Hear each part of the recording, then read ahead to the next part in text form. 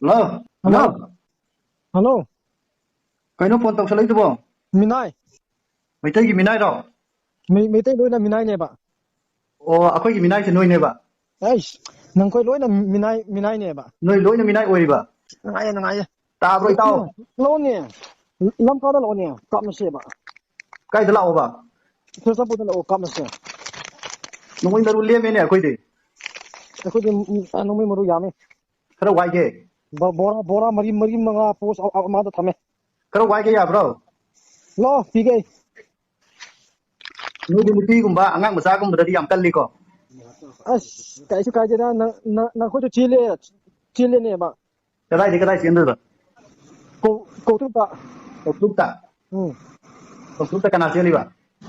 Nang last month nang coi video udre. Chile cô ki kum thare hai bado video do. À tôi đi cái nó nè.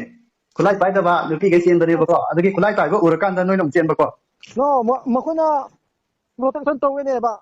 Drop tawai ne ba. Cái sum nang ngang nó ron khang điểm phải ra. Ha. Phải ra hayo ta đi. Ai post le nya. Cái này cái năng bộ. Ai post le ya. Ai đi năng nang cái number sẽ coi thi đấy. Năng ai khang ra mà lên này. Ai ki number kara da lobra na. Ai khang thế. Năng ai khang thế. Ande. Khang thế cái nè. Ai napa ni nè, nama loro mi to masak khang dro. Na ai lạc cái nông cao cái dro na. Lo. Ai lạc cái nông cao cái dro hai ba. Nang mai tai sutra. Ai mấy tay ni nè, ai mấy tay ni nè. Adu năng ai lạc cái nông cao cái dro hai ba. Na. Kap gani. Cao cái ni à. Na kop kap gani ai. Còn cắt cao cái ni. Na kop kap gani ai. Na gop cao cái ni. Nuôi je cái nó cái sa cái mi mà là cái je yang quy rồi. Nơi này mình phụ thuộc lại je cái sa cái mi ô là cái lại ra, đó là cái ôn thì cái cái đúng là bỏ. Nang koi ki lon da hayo e koi ki lon da ha de ko. Mai tai pau ta ning de. Ai ta ni he thì bay con. Ki bai kon. Thì bay con này hỏi thì bay con. Ki bai ko zong nei hai tai. Nó chú Na til chang. Naron ne na call ani thingkan na bodo na thing na thingtan le aduga loan oiri tu na mai de kai dro Nang khoi ge lam cha. pe no gi no gi noi ma do ara Nang khoi ge lam cha ko asiap pa ma ne. noi gi dislay le ta bodo aduga E khoi ge yam ta ne cha ta pu khak da ko nang khoi ge lam double triple ne ba. chu champur je noi gi lam ne di noi gi a kai no na Jessica ga Solomon gi na haira pra Kai no hai no ne thì bay con nang khoi ge lam cha ko.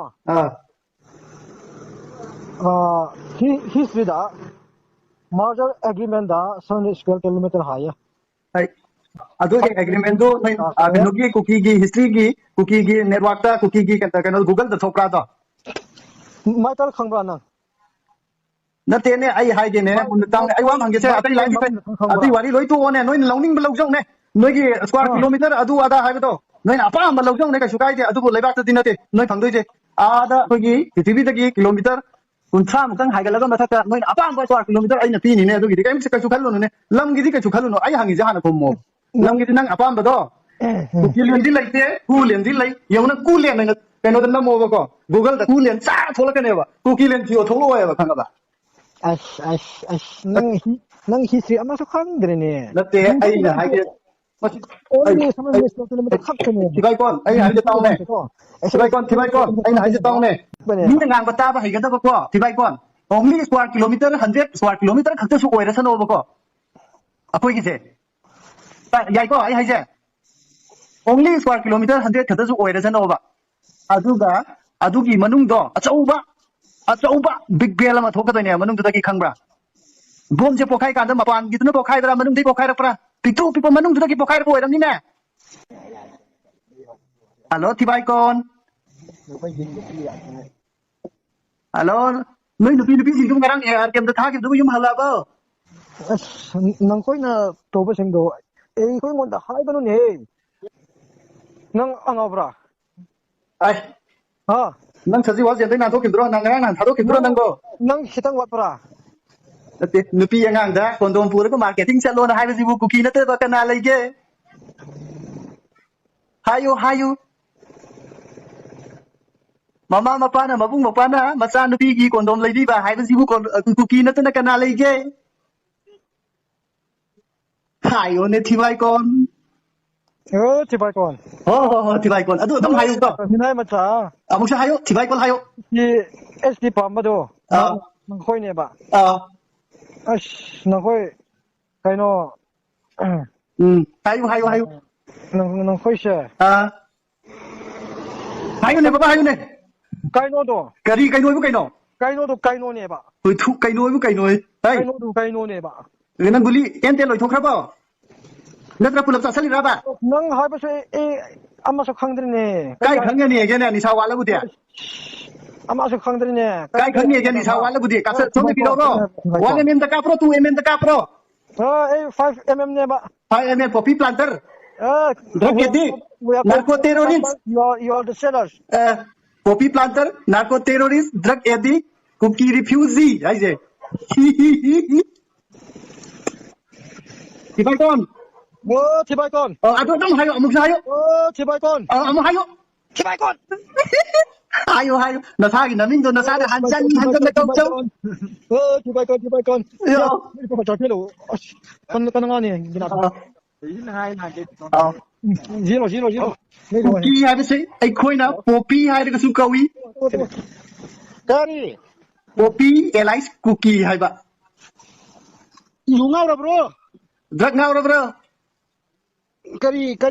kari brand no nang na thai sibo kari brand nang tawri do karam ba makhal ke no moirang giro sekmai giro sekmai ju moirang ju andro ju akoi di yani tawning ba ma tawi noi ente lo SP ro na traga direct adum kaino ro seril lo khoi giro poppy noi na di u ba phongoi da poppy kudai na giro nang nanak ta lei du nami tu udro thumitang ha nanak ta lebi nami tu udro kadai dro ma hangi tu thumitang kadai da gino pithibhi dai ne pithibhi dai ne noi cookie land di mi ji cookie katang lei bani na kai dai no hangi ba pithibhi dai ne khoi di noi di ama thakta natro ama thakta kang pukri manung da duro oi bom manung da manipur pukri manung da ju 600 square meter high ba natro na nate 100 hai ba 100 chindro no de chinde da tel 100 kano da only 10 kilometer da amuk ta sala lei gradam ne noi loi ngam madam ni kano khoi di adum mai khoi na adum ngai ri ne kai gino nang noi la te ba se akoi na lai noi de ta lu li kai gino kari gi lot ge dran ne noi la ga ambulance mari manga ra hal lai sibu truck ta pu gi do noi gina hoji phao lan manung sida truck ta pu ba mi su lai te da talli da noi saktiman da kudai na giro nang nanak ta lei du nami tu udro thumitang ha nanak ta lebi nami tu udro kadai dro ma hangi tu thumitang kadai da gino pithibhi dai ne noi cookie land di mi ji cookie katang lei bani na kai dai no hangi ba pithibhi dai ne khoi di noi di ama thakta natro ama thakta kang pukri manung da duro oi bom manung da manipur pukri manung da ju 600 square meter high ba natro na nate 100 hai ba 100 chindro no de chinde da tel 100 kano da only 10 kilometer da amuk ta sala lei gradam ne noi loi ngam madam ni kano khoi di adum mai khoi na adum ngai ri ne kai gino nang noi la te ba se akoi na lai noi de ta lu li kai gino kari gi lot ge dran ne noi la ga ambulance mari manga ra hal lai sibu truck ta pu gi do noi gina hoji phao lan manung sida truck ta pu ba mi su lai te da talli da noi saktiman da kudai na giro nang nanak ta lei du nami tu udro thumitang ha nanak ta lebi nami tu udro kadai dro ma hangi tu thumitang kadai da gino pithibhi dai ne noi cookie land di mi ji cookie katang lei bani na kai dai no hangi ba pithibhi dai ne khoi di noi di ama thakta natro ama thakta kang pukri manung da duro oi bom manung da manipur pukri manung da ju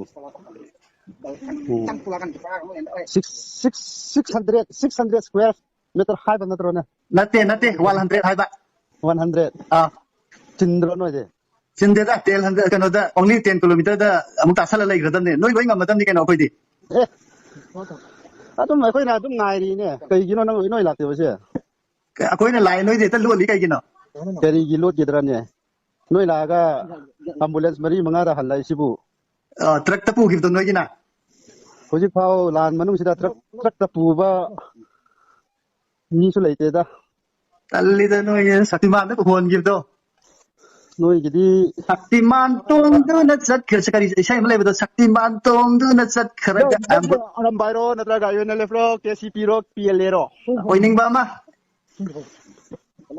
ꯀꯃꯟꯗꯣ oiningba lai ta oye Manipur ꯔꯦꯄꯤꯁ ꯀꯃꯟꯗꯣꯗꯨꯔꯣ cookie rapist sai cookie rapist narco terrorist sai ꯅꯣꯏ ꯅꯄꯨ ꯕꯤꯔꯦꯟꯗꯨ ꯅꯨꯡꯉꯥꯏꯔꯤꯕ꯭ꯔꯣ ꯃꯁꯥ noina birenda sai rise kaigino akoina ne birenda su sai dana ko noina su sai dana noina su birenda sai ꯅꯣꯏꯅ ꯑꯩꯈꯣꯏꯅꯗꯤ ꯕꯤꯔꯦꯟꯅꯤ ꯍꯥꯏꯅ ꯅꯣꯏꯅꯗꯤ ꯌꯥꯝ support ꯇꯧꯕ ꯃꯥꯜꯂꯦꯕꯀꯣ adu support tawdeda akoina su sai ri mayam dadi maonda adu noina sai ri dugi maram do hana haido akoina maonda ne amu haina seba ko wa haibse ꯔꯤꯖꯤꯒꯅꯦꯁꯟ ꯄꯤꯔꯣ ꯍꯥꯏꯔꯒ ꯒꯣꯔꯅꯔꯒꯤ ꯒꯦꯠꯇ ꯃꯦꯔꯥꯏ ꯄꯥꯏꯕꯤ ꯉꯣꯟꯗ ꯔꯤꯖꯤꯒꯅꯦꯁꯟ ꯄꯤꯍꯟꯕꯗꯨ adu ai wa ma haige ba wa ge nuwari sanardi mi amana mu haiba amana mu taba amana mu haiba amana mu taba tawdam ne ko aina kainoma ko salam tang hange nang su dum ngangna ba ya ngangna re phone da noi kapna raga nang ka ai sida pan dau su nate ai ni sidai thina sai raga tang wa du nate natra ado ai wa ma hange ba nang su phadana khumo nang adagi ai ju mo hairake ba noina akoina ju birenda sai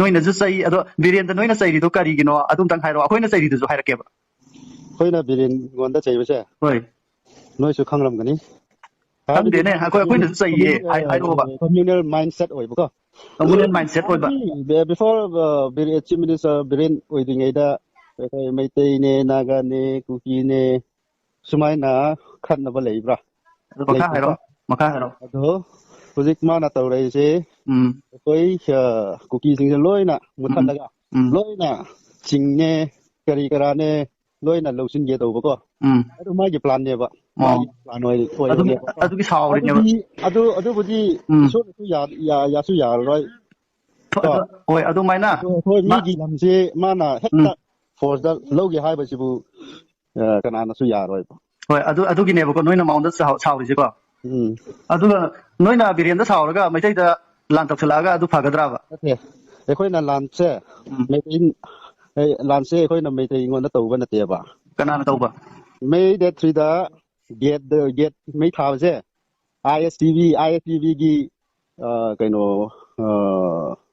me de 3 da kara da kamai tawna roino amta hairo ꯅꯣꯏꯅ ꯑꯩꯈꯣꯏ ꯒꯦꯠꯇ ꯃꯩ ꯊꯥꯕꯗꯣ geta mai thabadudi maitai sunatana ꯃꯩꯇꯩꯅꯦ maitai nati edudi ꯋꯥꯏꯀ꯭ꯔꯣꯒꯤ ꯃꯤ ꯑꯃꯅꯦ ꯑꯩꯈꯣꯏꯅ ꯈꯪꯕꯅꯦ adu ai wa ma haige ko me de 3 je ꯑꯗꯨ ꯑꯩꯅ ꯍꯥꯏꯕꯗꯣ noina me de 3 dugi mamang da hagalaga yengo minai mata me de 3 dugi mamang da February 28 da noina mi gi mayum da sangaga adagi adu mamang da yengo wa haige adugi mamang da popi yan da sakhiba video personal ama noina hapa hawi ko video personal ꯅꯣꯏ ꯃꯩꯇꯩ ꯑꯣꯏꯅ ꯂꯧꯕ꯭ꯔꯥ Premananda tu maitai natabra ꯑꯗꯣ ꯃꯩꯇꯩ ꯑꯣꯏꯔꯁꯨ Meitei Birian soide oda Birian soide Birian gi lam natte noi gi lam natte ko tingdo noi gi lam natte reserve forest area da reserve forest ko kanu opi kha kanu to lam mi ahen ba pusal kanu na haibada noi ne ahen ba mayam tawdagi ai wa haige Birian da koina saudo adugi mo hairage Birian da noina saubudugi mo haire ko Birian da koina saubudugi mo hairage ko 하러 Birian da koina saurina noi se loi hatoke haibada mana yadabagi yar ko